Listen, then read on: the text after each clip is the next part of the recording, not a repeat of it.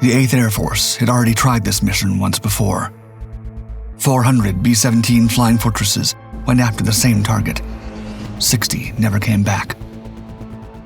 On October 14th, 1943, they tried again. 300 bombers, mostly B-17s and B-24 Liberators, lifting off into a cold English dawn. Their course pointed straight toward Schweinfurt, deep in the heart of Germany. Their target wasn't a city or a weapon.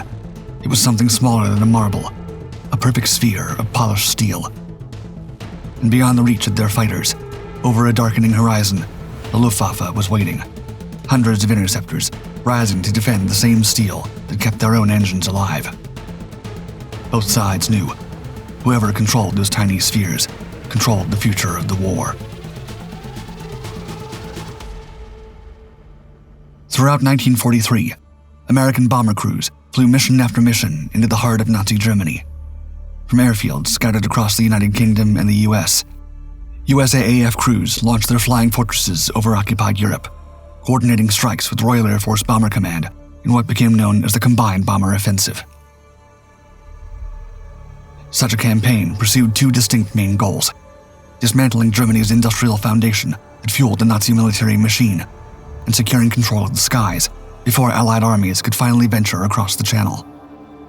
Month after month, bombers ranged across the continent, striking factories, shipyards, airfields, wherever German war production could be found and destroyed. Among all potential targets, Germany's ball-bearing industry held particular importance. These marble-sized components consisted of precision steel spheres and races that allowed moving parts to spin smoothly, even under the heaviest of loads. Though small, every aircraft engine, tank turret, truck axle, and ship's propeller shaft depended on these bearings to reduce friction and keep machinery running. Schweinfurt in Bavaria housed the massive Kugelfischer and Verrichtete Kugellagerfabriken works, which together supplied more than half the Reich's bearings. Although smaller plants existed in Stuttgart, Leipzig, and even occupied France, Czechoslovakia, and other occupied territories, Schweinfurt remained the beating heart of production. Even Albert Speer, Hitler's armaments minister, later admitted that bearings were among his greatest concerns, as they were nearly impossible to substitute and difficult to stockpile in sufficient quantities. This bottleneck made Schweinfurt a priority target for Allied planners. Knock out the factories there, and German aircraft production would stall, tank assembly lines would falter, and the Wehrmacht's truck fleet would sit immobilized. It was an ambitious vision that would drive some of the bloodiest missions of the air war. Of course, the Luftwaffe had no intention of letting that happen. As the Allied bomber offensive gathered force and came closer than ever to Germany, the Third Reich's Air Force turned its skies into a trap. Across occupied Europe, radar stations formed an invisible web, detecting bombers the very moment they left England and guiding swarms of interceptors into their path. From dozens of airfields, Me-109s, FW-190s, and twin-engine night fighters roared aloft, their heating engines howling, as they climbed to meet the American formations head-on. Below, the ground bristled with guns. The Flugabwehrkanone, or flak, filled the air around every major target with its black bursts of steel. More than 1 million men served in this flak arm, an army whose battlefield was the sky alone. Thousands of 88, 105, and 128mm guns ringed cities, factories, and rail yards, their shells bursting above 30,000 feet in clouds of fast-as-lightning shrapnel that shredded aluminum and control cables alike. As the two forces collided, Allied bombers and Luftwaffe defenders entered a grinding battle of attrition, fought in the freezing air above Europe.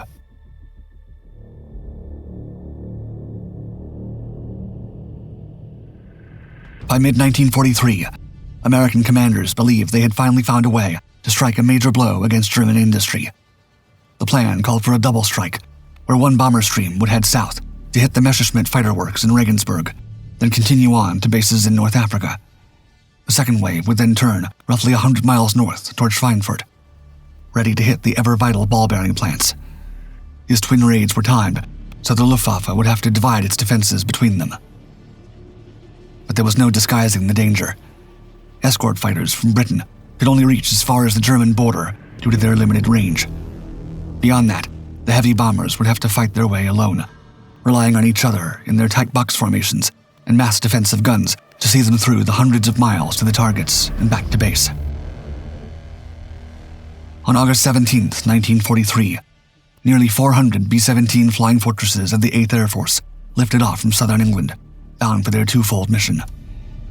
Assembling such a vast fleet proved hazardous from the start, as poor weather and low visibility stretched the process to more than 3 hours, with near collisions as heavy bombers crowded the skies, struggling to find their positions in the murk. Almost 70 of the fortresses were forced to turn back before reaching the continent, some lost in cloud banks, others burning through fuel reserves just trying to form up. Those that pressed on crossed the channel and met their first escorts, 3 squadrons of P-47 Thunderbolts. For a short time, the American fighters kept the Luftwaffe at bay, but German radar had already tracked the raid from the very beginning. As the bombers continued on their way and passed through Antwerp and Maastricht, dozens of FW-190s and Bf-109s dove out of the sun, their 20mm cannon fire tearing through the struggling formations in bright bursts of tracer rounds.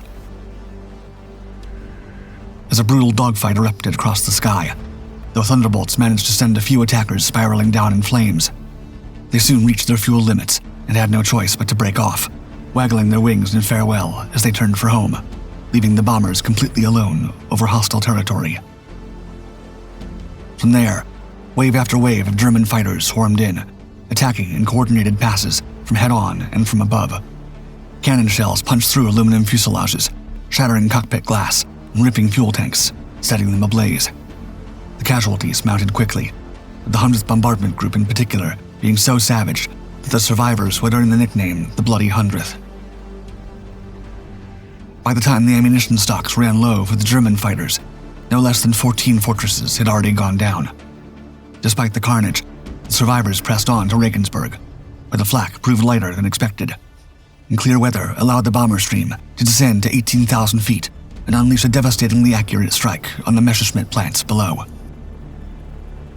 Though this marked one of the most precise attacks of the American bombing campaign to date, the cost was steep.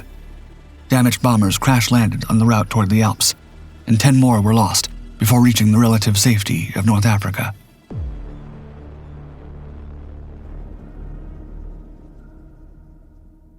Meanwhile, a second bomber group lifted off from England hours later, bound for Schweinfurt on a separate course. This time, British Spitfires and American P-47s provided cover as the formation climbed toward altitude, pilots scanning the horizon through plexiglass canopies already fogging in the cold. But the escort could only stay for so long. As fuel gauges dropped toward their limits, the fighters peeled away one by one, once again leaving the bombers exposed against the open sky.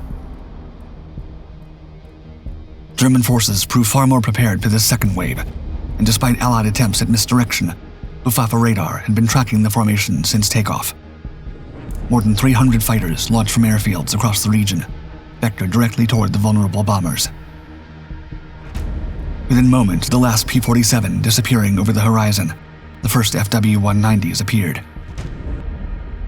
The German pilots attacked head-on from 12 o'clock. Cannon fire hammered into engines and cockpits, their shells punching through windscreens and instrument panels. Co-pilots and navigators fell at their stations before gunners even got a chance to swing their weapons around.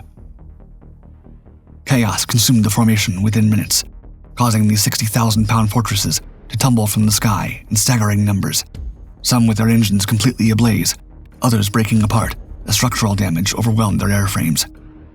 Parachutes blossomed across the sky in clusters as crews bailed out of the beleaguered aircraft.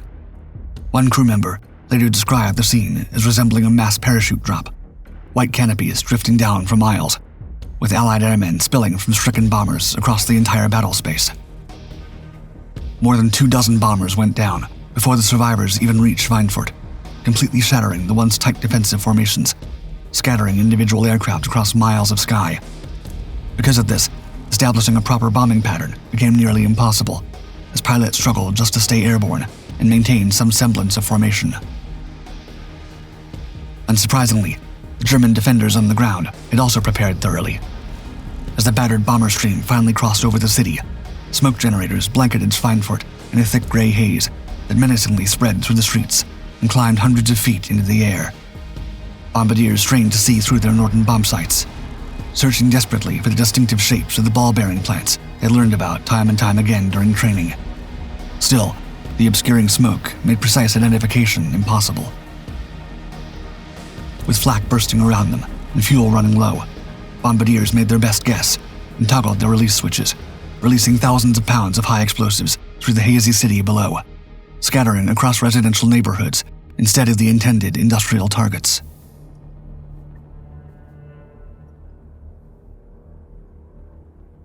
Initial assessments painted the first Schweinfurt-Regensburg mission as a strategic victory.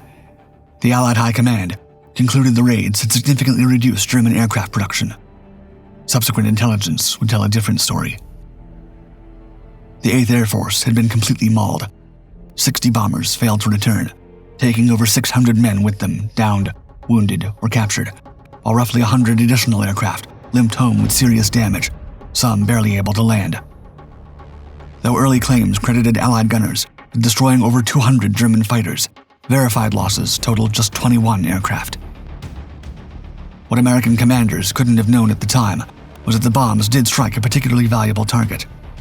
During the confusing raid, the bombers actually struck a facility, producing key components for the upcoming Messerschmitt Me-262, the world's first operational jet fighter. These resulting delays kept this revolutionary aircraft grounded for several critical months, inadvertently buying the Allies valuable time before facing this new threat. While the August strike had reduced bearing production by nearly 40%, delaying the factories for at least 8 weeks, the Germans, however, quickly adapted, dispersing production and rebuilding damaged facilities. Within weeks, output was climbing back toward pre-raid levels. With no other choice, Allied planners began preparing for a return mission. Plans for the second Schweinfurt raid were modified based on the hard-earned lessons from the summer. As squadrons rebuilt and replacement crews arrived from the States, Brigadier General Robert B. Williams was again chosen to command, under the overall authority of Lieutenant General Ira Eaker. This time, the planners concentrated every available B-17 group against Schweinfurt alone. Escort arrangements were revised as well. RAF Spitfires would shepherd the bombers across the channel, while P-47 Thunderbolts fitted with drop tanks would cover them deeper into the continent, though their range still fell hundreds of miles short of the target. By the time everything was ready early that fall, everyone at the 8th Air Force hoped the lessons of August would make a difference. But deep down, most knew that the next run to Schweinfurt would be every bit as dangerous as the first.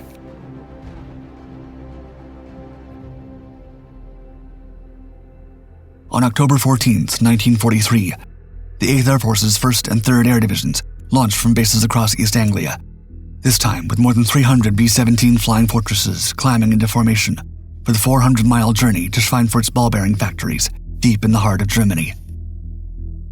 Once again, the bomber stream approached Aachen in their staggered combat box formations. Each group positioned to provide overlapping fields of fire, the escorting P-47 Thunderbolts reached the edge of their operational range. Running dangerously low on fuel, the fighter pilots wagged their wings in a final salute to the bomber crews before peeling away toward England, their silhouettes growing smaller against the morning sky until they vanished entirely. Above, the bombers crossed into enemy airspace without cover, all the pilots and crews well aware that the Luftwaffe could strike at any moment. Yet here, they thought they had more time. For the second raid, the 8th Air Force tried deception. Well before the main force crossed the channel, a formation of B-24 Liberators flew north toward the North Sea, simulating a strike against targets along the German coast. The plan was to lure enemy radar operators and fighter controllers into committing their interceptors too far north, thus clearing the path for the B-17s bound for Schweinfurt. For a brief moment, it seemed to work, as Luftwaffe units scrambled toward the coast in response to the feint. But Germany's radar network was too sophisticated, and within minutes, controllers realized the Liberators were turning back and redirected their fighters toward central Germany.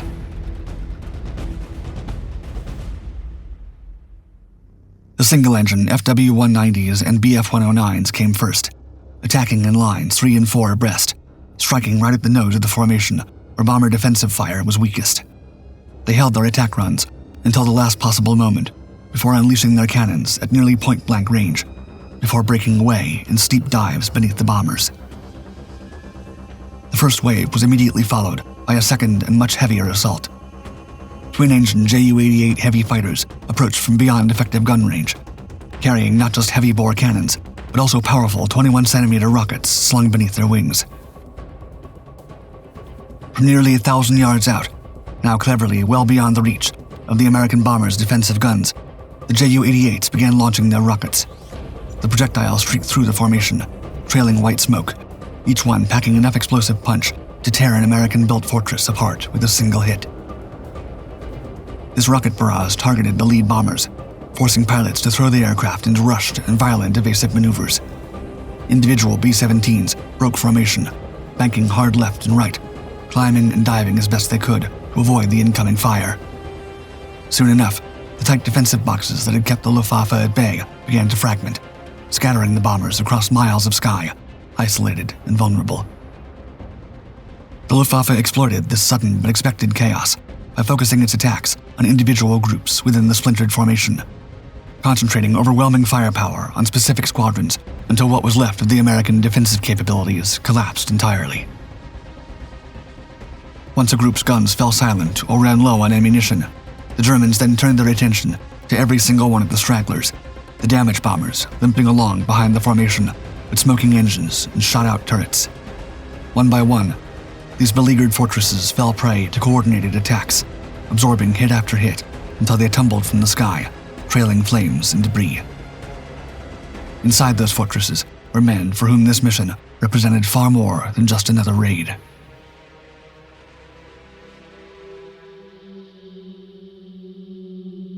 The second week of October 1943 felt like it would never end for the 305th and 351st Bomb Groups within the 8th Air Force. In the span of only a few days, these units had suffered unprecedented losses in a string of missions that came to define the 8th Air Force's darkest moment. Over Bremen, heavy clouds forced radar bombing, while German fighters slashed through the formations. At Unclum, the very next day, interceptors struck again, this time over the Arado aircraft works on the Baltic. Then came a wild raid on Munster, where entire formations were torn apart and dozens of bombers failed to return to England. Once again, the bomber crews of the 8th were in the skies that day. Two of those men were waist gunner Thomas Terrien of the 305th Bomb Group and pilot David Palmer of the 351st.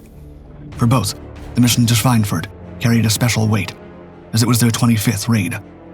Only one more flight through flak and fighters, and they'd finally earned their way home. And so, despite the brutal week where both watched friends and crewmates go down in flames as part of the relentless combined bomber offensive, each debriefing had gotten quieter as empty chairs multiplied in the briefing rooms, with the stakes higher than ever. All were ready to strike. Within minutes of the escorts disappearing, German fighters were on them, with the FW-190s and BF-109s, sending cannon shells tearing through the leading formations. All while Terrien, a 21-year-old Massachusetts native and part of pilot Noel Fisher's crew on board Hangar Queen, swiveled his .50 caliber gun, firing short bursts into the blur of closing aircraft as the sky filled with tracers and smoke. Somewhere above, the dull thud of explosions marked the start of another wave, and the formation began to come apart. By the time the Americans were about to reach Schweinfurt, no less than 28 bombers were already gone. As the columns of black smoke rose from the countryside below, marking the crash sites for miles, each of the plumes betrayed the route of the bomber stream, guiding every German fighter and menacing flak battery straight toward the survivors still pressing on. But even more dangerous to the Americans was that Luftwaffe crews were operating from their home bases, often just minutes away from their bomber route. German fighters could land, refuel, rearm with fresh ammunition, and launch again to hit the same formations multiple times, repeating this cycle time and time again. And all Terrien could do was hold on.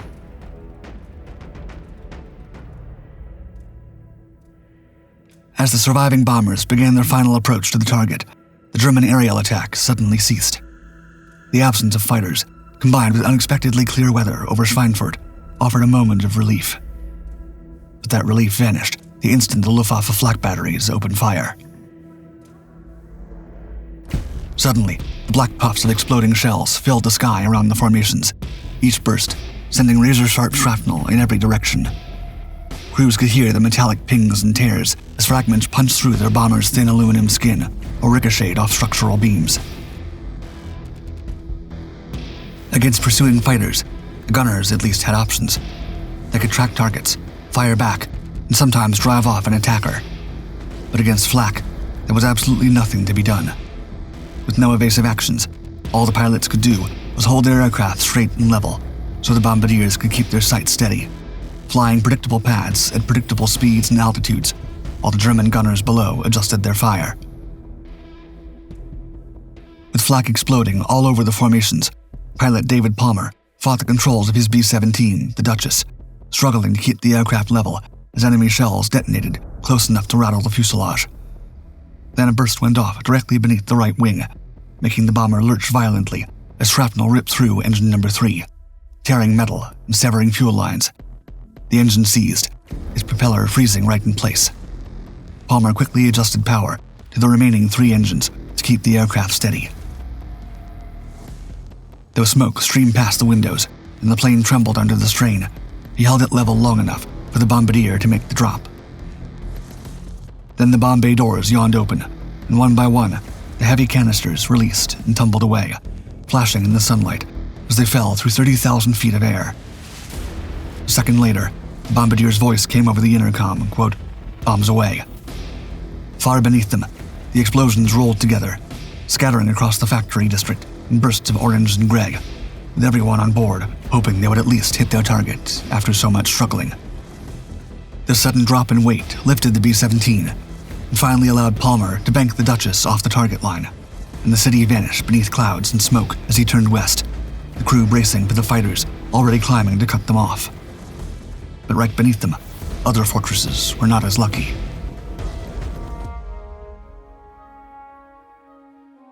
As Thomas Terrien's B-17 fell behind the rest of the 305th Formation, it lagged dangerously, following a few successful flak hits. Then came the bone-chilling call, quote, "Bogies." Terrien aimed his waist gun and opened fire, crimson tracers streaming toward the incoming fighters. Around him, the other gunners on board fired as well, filling the fuselage with the deafening roar of 50 caliber weapons. Nonetheless, cannon fire slammed into the B-17. Shells punched through the aluminum skin, tearing through everything in front of it. The intercom went silent, severed by the damage, while beside him, fellow waist gunner Lauren Fink collapsed against his weapon, wounded. The aircraft shuddered under the continuing assault. Control cables cut, systems failing.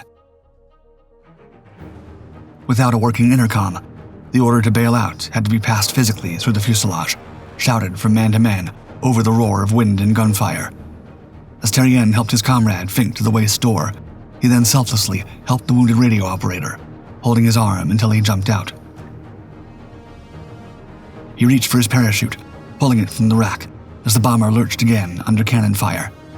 The blast threw him off balance, slamming him against the fuselage. Smoke and cold air poured through the waist door, the slipstream roaring like a storm outside. Terrien pushed himself up, fighting against the tilt of the deck, and dragged the chute over his shoulders. He stumbled toward the opening, gripped the edge, and was about to jump when another burst tore through the side of the aircraft. Then, a single 20mm shell struck him before he could leap. He was gone instantly, still gripping the door, just one mission away from going home. That fateful day, 4 members of the crew perished, while the remaining 6 survived to become prisoners of war. Having successfully delivered their payloads, the bombers faced the same dangers on their return home. According to one American airman, quote, "Never have we seen so many Germans in the sky at one time, and never had their attacks seemed so well coordinated. Wherever one looked in the sky, there were Germans attacking, and B-17s smoking, burning, and spinning down." The Luftwaffe pressed its attacks all the way back to the English Channel. The surviving bombers lumbered toward England, many so badly damaged they couldn't make it to their home bases. Crews put down at the first airfield they could find, some landing in fields they'd never seen before, others setting down on any level ground that looked long enough to land. David Palmer's B-17, the Duchess, managed to touch down at Pulbrook, completing his 25th mission after 5 months of combat flying, for which he won a Distinguished Flying Cross. When he returned to the States, he told his hometown newspaper that Schweinfurt was the most memorable of his missions. Quote, "It was plenty hot, and don't let anyone tell you those German fighters aren't good. They're too darn good."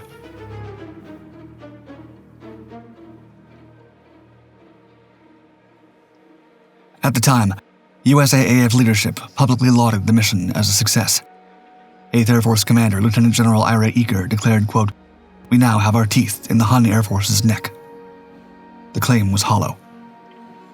By the time the Americans tallied the losses, the numbers were catastrophic. 60 B-17s had failed to return. Another 17 were so heavily damaged that they would never fly again. An additional 121 aircraft had sustained varying degrees of damage, but the human cost was far worse. More than 600 aircrew were deceased, wounded, or missing in action, nearly 20% of everyone who had taken off that morning. These losses were twice what 8th Air Force planners had deemed acceptable. During debriefings, gunners claimed nearly 200 German fighters were destroyed, but the truth was far smaller. German records listed only 31 destroyed and a few dozen damaged, absolutely nowhere near the decisive blow the Americans had hoped for. The bombing, however, had been remarkably accurate. Surviving aircraft of the 40th Bomb Group placed 53% of their ordnance within 1,000 feet of the aim point. Of the 1,122 high-explosive bombs dropped, 143 hit the factory area, with 88 direct strikes on larger buildings. Yet despite this precision, analysts determined that German ball bearing production dropped by only 10%, as the German war machine was still operating at its peak and had much larger stockpiles than anticipated. Privately, commanders expressed deep concern over the losses. Morale across the 8th Air Force plummeted, and the October mission earned a nickname that would echo through Air Force history: Black Thursday. But Schweinfurt was not an isolated disaster. It capped what became known among bomber crews as Black Week, the worst week the 8th Air Force had ever endured. From that point forward, the 8th Air Force restricted its operations to France, the European coastline, and the Ruhr Valley, anywhere fighter escorts could provide cover for the entire mission. Air planners would not attempt similar strikes deep into the Reich until early 1944, when the P-51 Mustang, with its extended range, exceptional performance, and heavy armament, finally became operational in significant numbers.